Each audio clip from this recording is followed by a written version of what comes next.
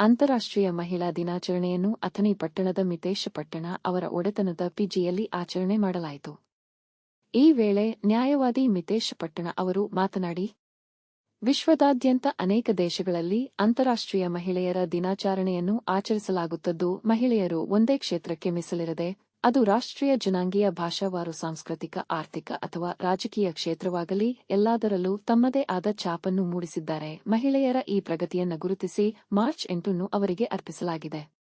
1975ರ ಅಂತಾರಾಷ್ಟ್ರೀಯ ಮಹಿಳೆಯರ ದಿನದ ಸಮಯದಲ್ಲಿ ಮಾರ್ಚ್ 8ರಂದು ಸಂಯುಕ್ತ ರಾಷ್ಟ್ರಗಳು ಮಹಿಳಾ ದಿನವನ್ನು ಆಚರಿಸಲು ಆರಂಭಿಸಿದವು. 2 ವರ್ಷದ ನಂತರ 1977ರಲ್ಲಿ ದಿ ಜನರಲ್ ಅಸೆಂಬ್ಲಿ ಮಹಿಳೆಯರ ಹಕ್ಕು ಮತ್ತು ಶಾಂತಿ ಸ್ಥಾಪನೆಯನ್ನು ಆಯಾ ದೇಶದ ಸದಸ್ಯರು ಗಮನಿಸಿ ತಮ್ಮ ದೇಶದ ಐತಿಹಾಸಿಕ ಮತ್ತು ರಾಷ್ಟ್ರೀಯ ಸಂಪ್ರದಾಯಕ್ಕೆ ತಕ್ಕಂತೆ ಅಳವಡಿಸಿಕೊಳ್ಳುವಂತೆ ಕರೆ ನೀಡಿತು. ಹೀಗೆ ಕರೆ ನೀಡುವಾಗ ಮಹಿಳೆಯ ಪಾತ್ರ ಹಾಗೂ ಅವರ ಮೇಲೆ ನಡೆಯುತ್ತಿರುವ ಪಕ್ಷಪಾತವನ್ನು ಗಮನಿಸಿ ಅವರಿಗೆ ಸ್ಪರ್ಧಿಸುವ ಪೂರ್ತಿ ಅವಕಾಶವನ್ನು ನೀಡುವಂತೆ ಘೋಷಿಸಿತು ಎಂದರು. ಇನ್ನೂ ಹಲವಾರು ಮಹಿಳೆಯರನ್ನು ಸನ್ಮಾನಿಸಲಾಯಿತು.